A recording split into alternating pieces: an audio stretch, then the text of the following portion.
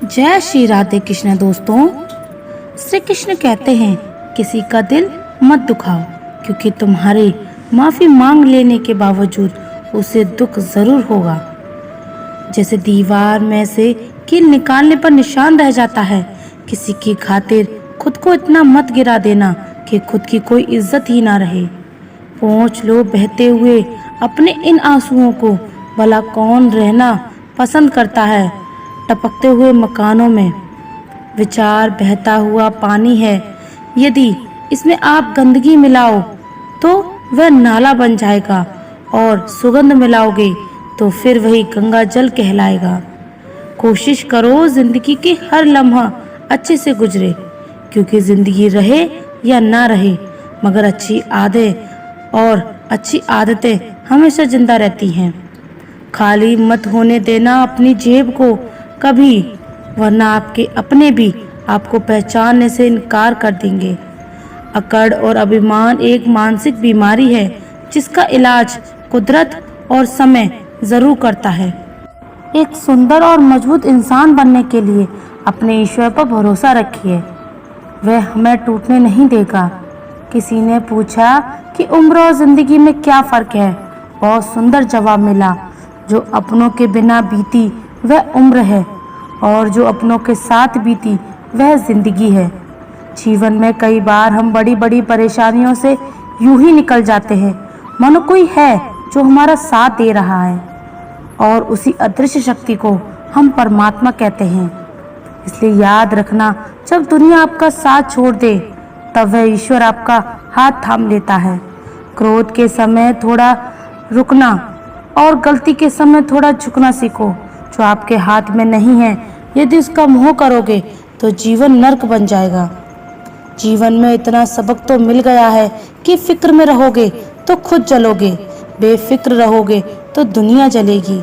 तुमने खुद को कमजोर मान रखा है, वरना जो तुम कर सकते हो कोई दूसरा नहीं कर सकता।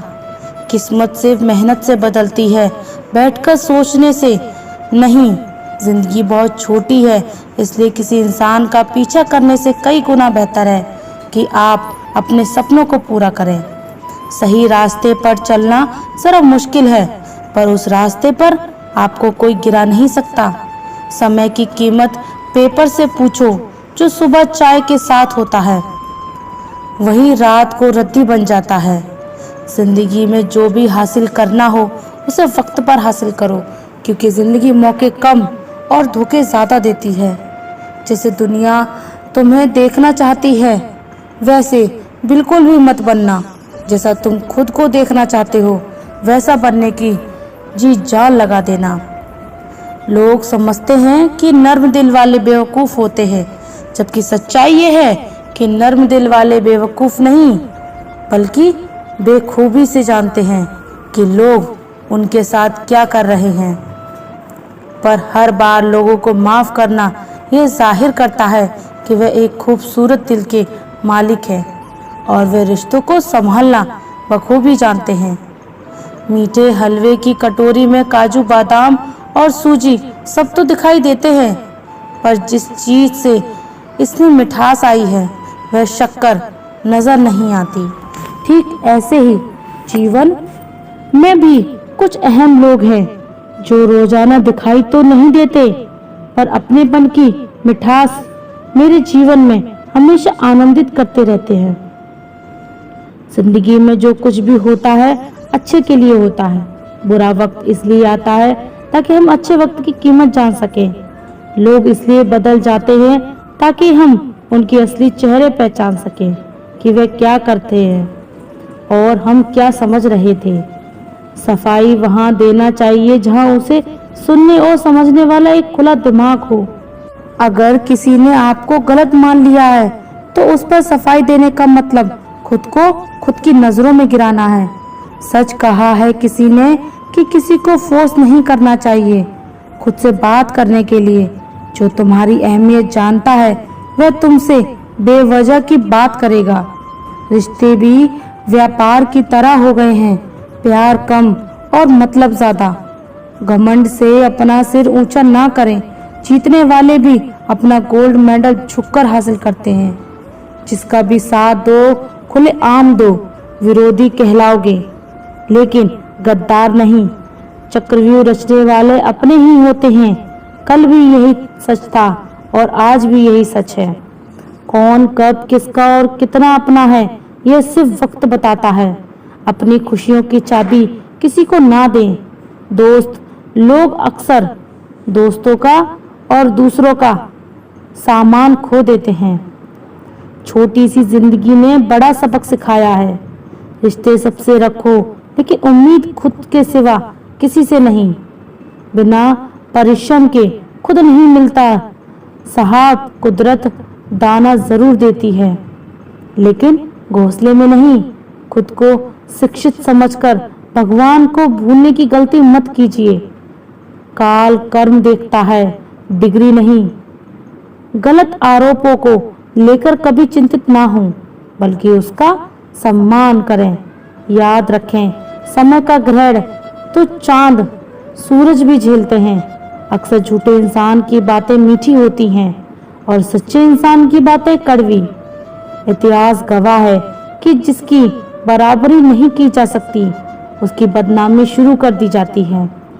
प्यार खत्म हो जाने पर रिश्ता बोझ लगता है क्योंकि अक्सर बारिश रुक जाने के बाद छाता भी बोझ लगने लगता है। यदि हर कोई आपसे खुश है तो ये निश्चित है कि आपने जीवन में बहुत से समझौते किए हैं और यदि आप सबसे खुश हैं तो ये निश्चित है कि आपने अपने लोगों की बहुत सी गलतियों को नज़रअंदाज किया है। माफ़ी के हकदार गलती करने वाले होते हैं, चालाकी करने वाले नहीं।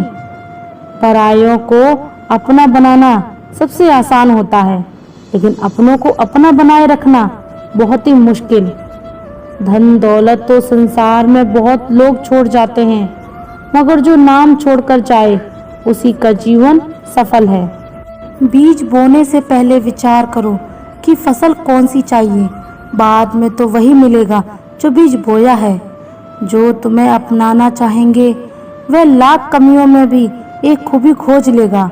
वही जो तुम्हें ठुकराना चाहेगा वह लाख खूबियों को नजरअंदाज कर और सिर्फ एक खामी को वजह बताकर तुम्हें छोड़ जाएगा। अपनी राह पर आगे बढ़ो, धीरे चलो मगर लगातार चलते रहो। अगर किसी के लिए कुछ करना चाहते हो तो उन्हें पहले थोड़ा वक्त देकर देखो।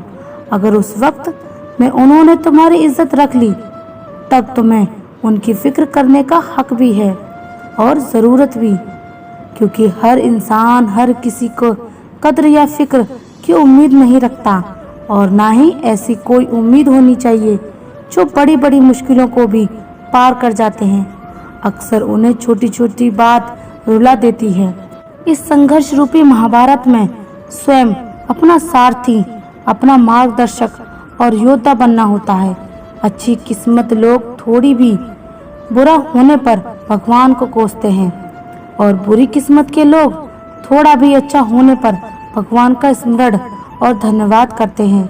जिनकी किस्मत अच्छी होती है, जिनके पास किसी साधन की कोई कमी नहीं होती, वह थोड़ा सा भी कष्ट नहीं झेलते।